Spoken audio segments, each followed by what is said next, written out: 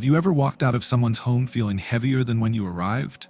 Not because of the weather, not because of aching joints or a bad back, but because something inside you just felt quietly weighed down. It's hard to name, harder to explain. They might be an old friend, a family member, even a kind neighbor. They don't say anything cruel, they don't directly hurt you. But after every visit, you come home with a strange silence in your chest, a quiet sadness, a fatigue you can't quite place. I used to have a friend like that. Every time I visited, it was a long list of troubles: her health, her kids, the news, even the flowers on her balcony that had stopped blooming. I'd sit beside her, hold her hand, listen with compassion. But the moment I stepped outside, I realized I had no energy left to even cook dinner.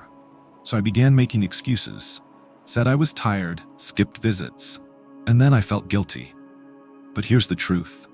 At a certain age, we realize something important. We can't carry someone else's sorrow forever, especially if they don't want to let it go. After 60, life slows down, and that's a blessing. But when life slows down, we begin to feel more deeply.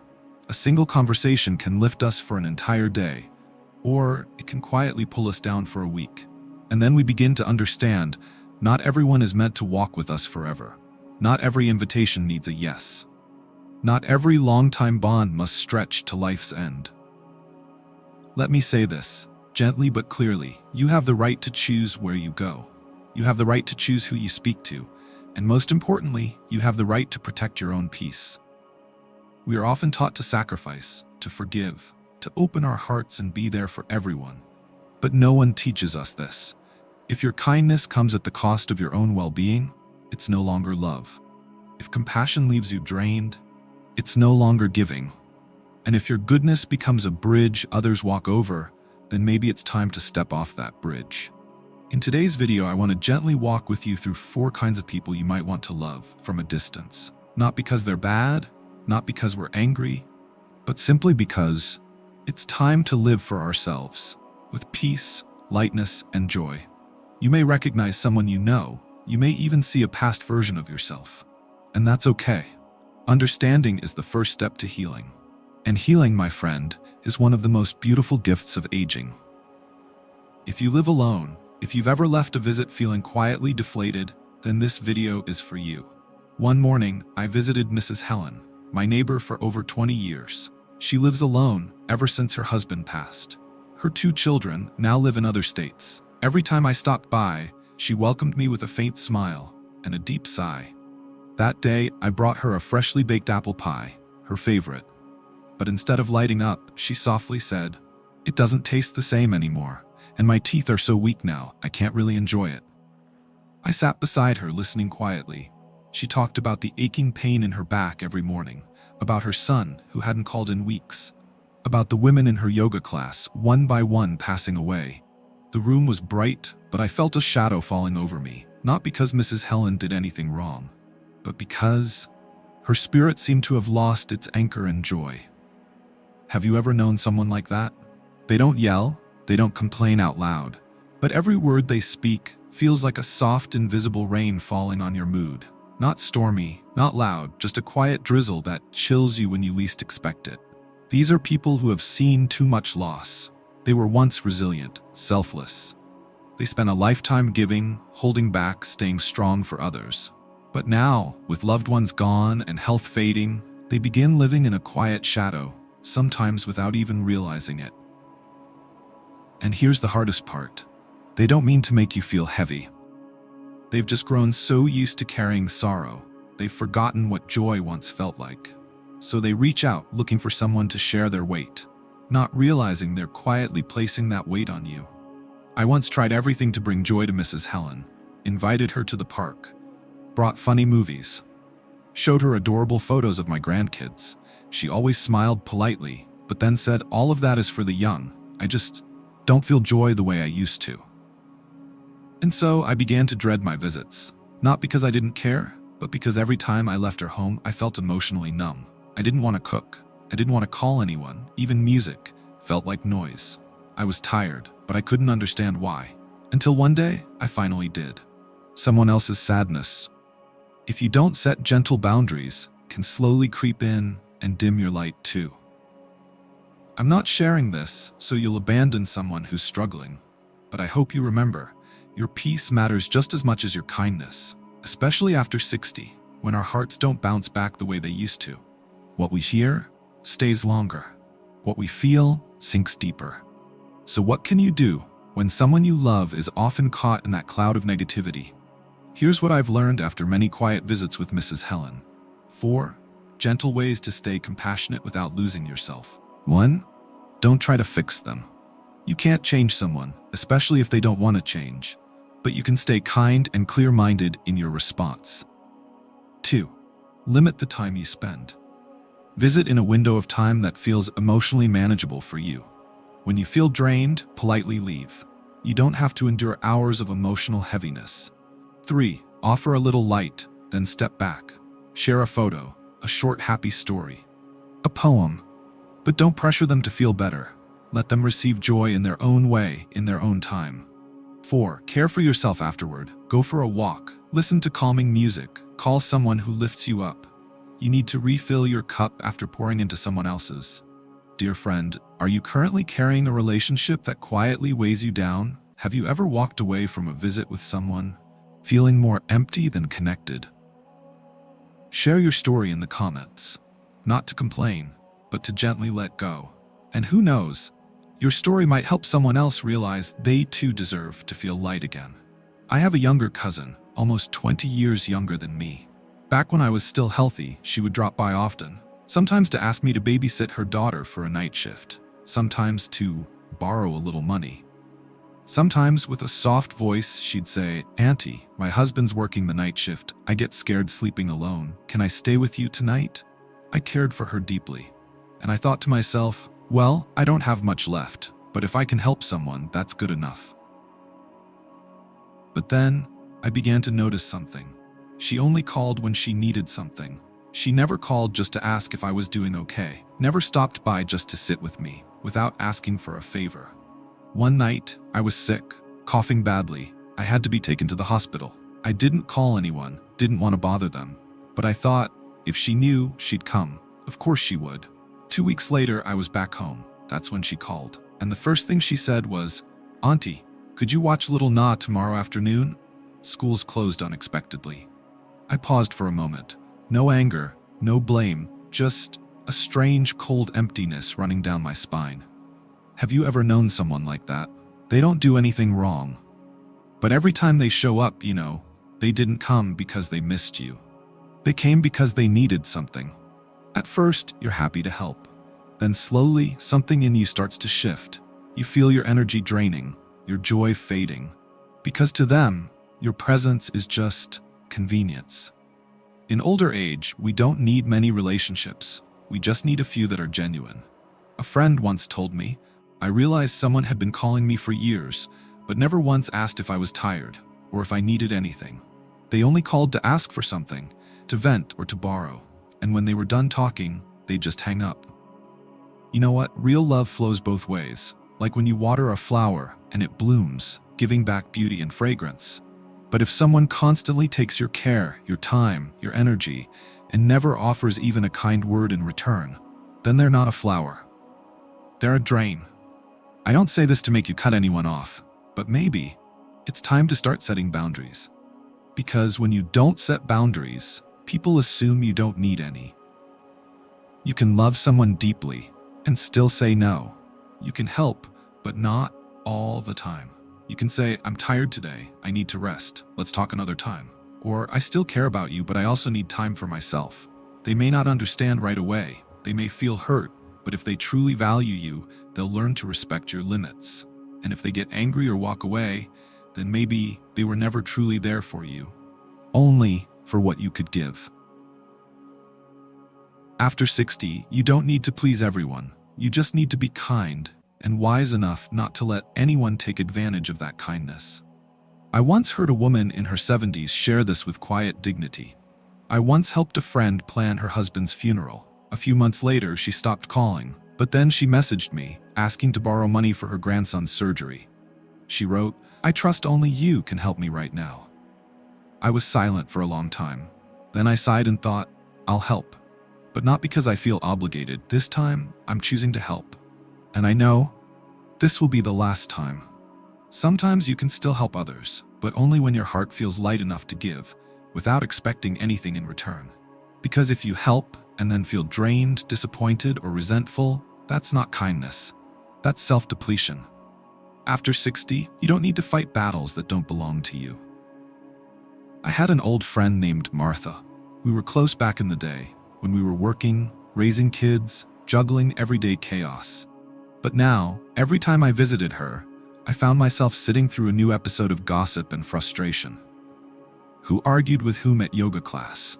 What someone said at church that was totally inappropriate? How her friend's grandchild misbehaved and made the grandmother cry?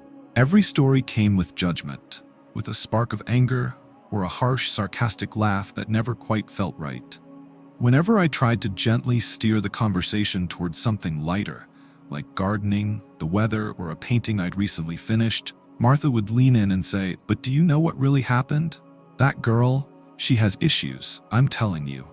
And just like that, I'd find myself pulled right back in, spinning inside her exhausting world. People like this, we sometimes call them drama magnets. They don't just live in turmoil, they want you to be part of the show. You're not just listening to stories, you're expected to choose a side. And if you stay neutral, refuse to judge, well, you just might become the next target. At first, I tried to stay silent, smile politely, let things pass. But you know what? Silence is still an answer. And in the world of drama lovers, your silence can be misunderstood as agreement. After a few visits where I left her house feeling drained and unsettled, I asked myself, why am I keeping a relationship that makes me second-guess every word I say? And I realized I wasn't visiting Martha because I felt comfortable anymore. I was visiting out of guilt, because we had been friends for so long, because I told myself, we're old now, we shouldn't leave anyone behind, because I cared. But caring for someone doesn't mean sacrificing your peace every time you see them. You can wish them well, without having to sit through constant conflict and judgment. My dear friend, after 60, your soul needs sunshine, not storms. You need birdsong in the morning, not whispers of gossip at noon. You need people who remind you of what's good, not pull you into battles that were never yours to begin with. There was a lovely comment from a viewer once. I'll paraphrase her words here. I had a very close friend, but every time she called, it was to talk about how someone hurt her. At first, I listened out of love, then out of loyalty, and finally, out of habit, because I didn't know how to say no. But I realized, after every call, I didn't feel like myself anymore. If you're in a relationship like that, try asking yourself, do I feel anxious when they call? Do I feel like I have to watch every word around them? Do I feel more drained than uplifted after our time together? If your answer is yes, then maybe it's time for some distance. Not because you stopped caring, but because you care enough about yourself to stop sinking. Setting boundaries isn't selfish. It's a sign of self-respect. It's emotional maturity. It's love with wisdom. You can say, lately I'm trying to focus on more positive things. Can we talk about something uplifting today? If they truly care about you, they'll understand. And if they get upset, then their anger might just be proof that the relationship was never really healthy to begin with. I'll never forget what an old man once said at a book club. Seniors should not play supporting roles in someone else's messy life story.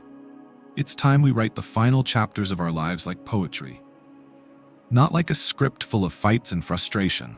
And what about you? Have you found yourself stuck in someone else's chaos?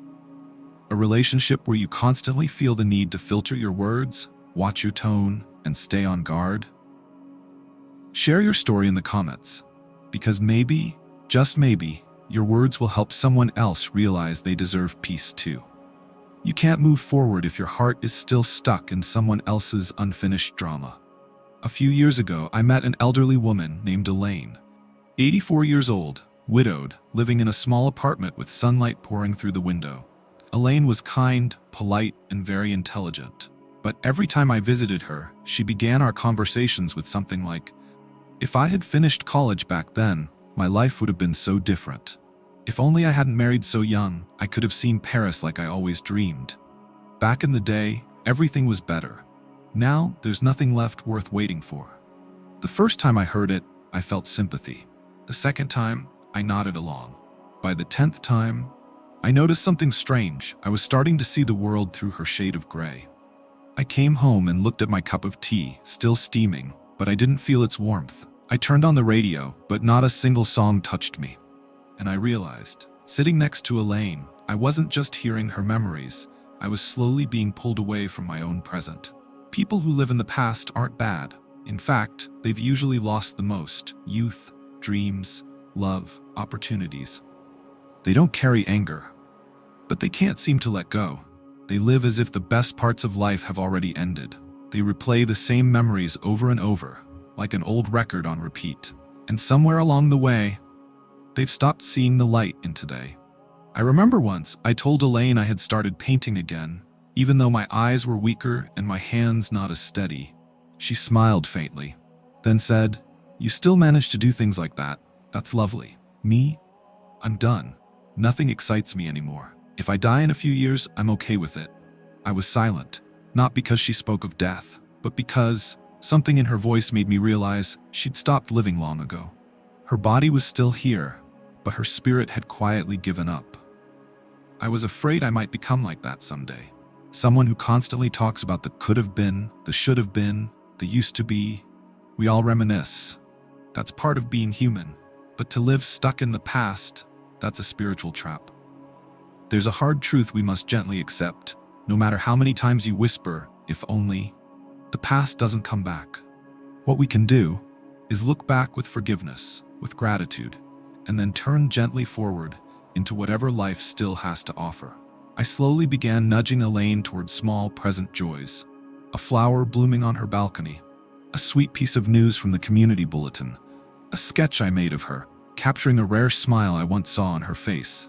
At first she said nothing, but one day she looked at me and said, "You know, I thought I had no joy left to live. But when I see you, I wonder if maybe, just maybe I can try again, just a little." Some people just need someone to believe in today with them, and that's enough to change how they see life. But others, no matter how much you try, will still choose to stay in their shadowy yesterday. And when that happens, you must remember, not everyone is ready to leave the past. But you have every right not to go back there with them. After 60, every day is a chance to live beautifully, if you choose to. You no longer need to prove anything to anyone. You just need to let your heart feel at peace. A woman in my morning meditation group once said, "I used to mourn so much. My youth, my first marriage, the moments when my children didn't understand me. But then I realized I didn't lose those things. What I lost was myself, because I wasn't present with the life I still had." That sentence has stayed with me ever since. My dear friend, if you know someone who constantly clings to regret, and every visit with them slowly dims your light, ask yourself, am I going against my own desire for peace? Is my presence truly helping them, or just making both of us feel heavier? Choose gentleness. You are not anyone's keeper of old sorrow. You can love them, but still keep a sacred space where you bask in the present sunshine and plant seeds of hope for tomorrow. What about you? Are you living close to someone who makes you feel their regrets each time you meet? Have you ever, out of compassion, lost your own spark for today? Share your story in the comments, because maybe, just maybe, your words will help someone else finally step out from between what was and what could still be. Growing old is a return to the self, when life's noise has faded and all that remains is your heart, honest and still. I once sat on a park bench one quiet October afternoon. Golden leaves gathered at my feet. A soft breeze brushed past. An elderly man, close to 80, sat next to me.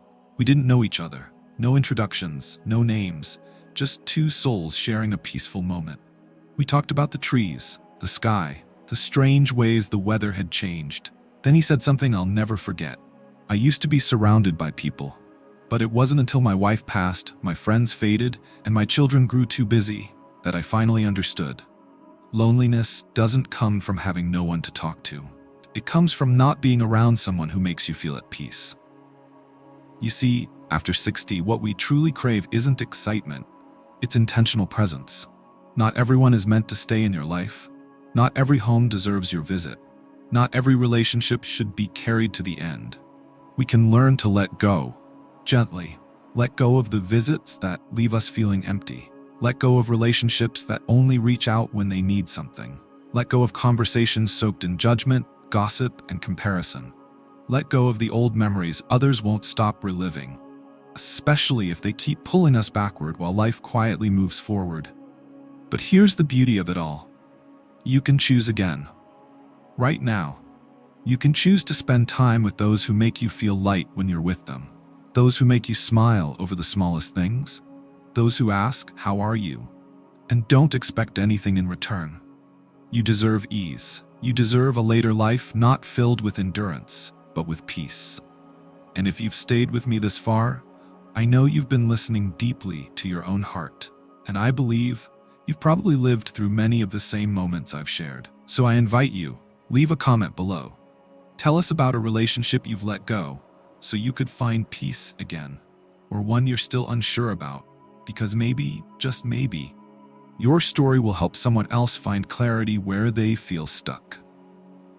And if you'd like more gentle, healing stories like this each week, stories that nourish your spirit, remind you of your worth, and celebrate the quiet beauty of growing older, then please subscribe to this channel and turn on notifications so we can continue meeting here in this small, sacred space for slowing down, reflecting, and living beautifully.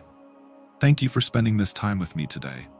I hope, from this video forward, you'll start choosing more intentionally who you keep close and how you wish to live, not for anyone else, but for you. I'll see you in the next video, where we'll gently explore another quiet wonder of aging together.